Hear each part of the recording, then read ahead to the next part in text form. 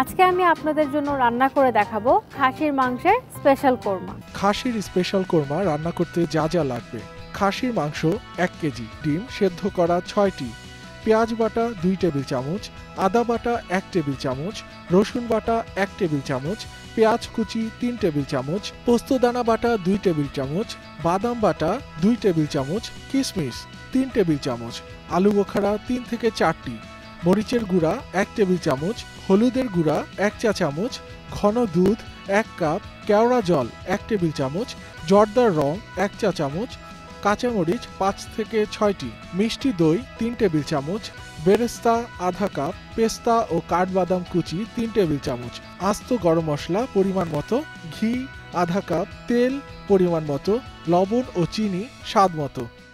এখানে 1 কেজি পরিমাণে মাংস আছে, দিয়ে দিচ্ছি 1 টেবিল চামচ রসুন বাটা, পেঁয়াজ বাটা দিব 2 টেবিল চামচ, দিব রসুন বাটা 1.5 টেবিল চামচ, স্বাদ মতো লবণ,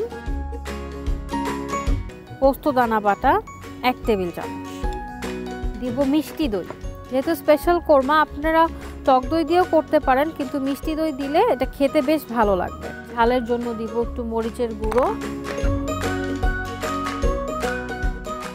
সবগুলো আমি একসাথে মিক্স করে নিই। খুব ভালো হয় আপনি যদি এটাকে 3 থেকে 4 ঘন্টার জন্য ম্যারিনেট করে নেন।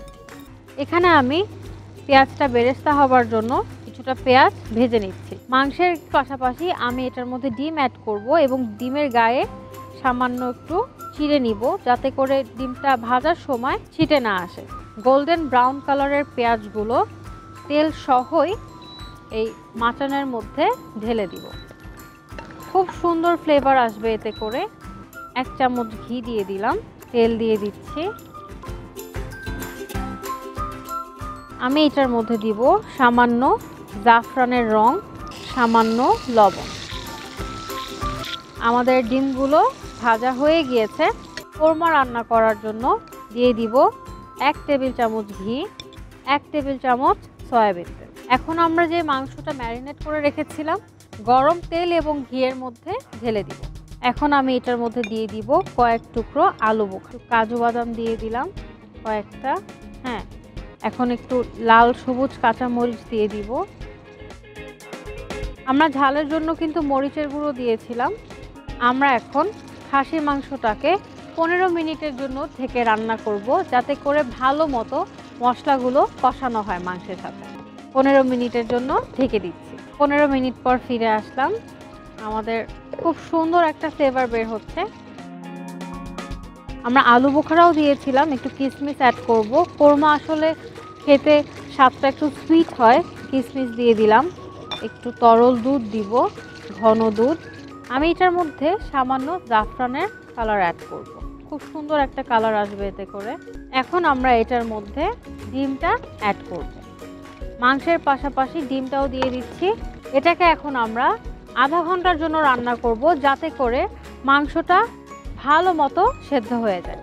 মোগলাই রান্না কিন্তু কেওড়া জল গোলাপ জল ছাড়া হয় না।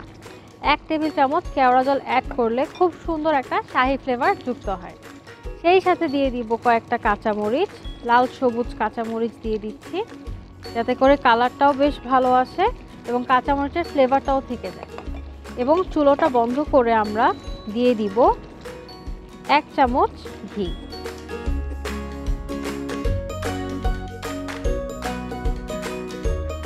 চুলাটা বন্ধ করে আমি ঘি দিয়েছি, যাতে করে ঘিয়ের ফ্লেভারটা চলে না যায়। আমাদের রান্না শেষ, এখন সার্ভ করব।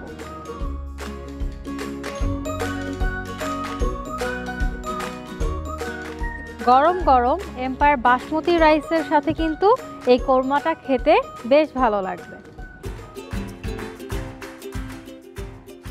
উপরে একটু কাঁচামরিচ দিয়ে দিব।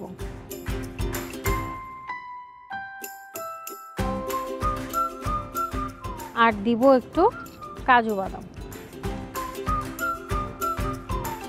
দর্শক, তৈরি হয়ে গেল দারুণ মজাদার খাসির মাংসের স্পেশাল কোরমা।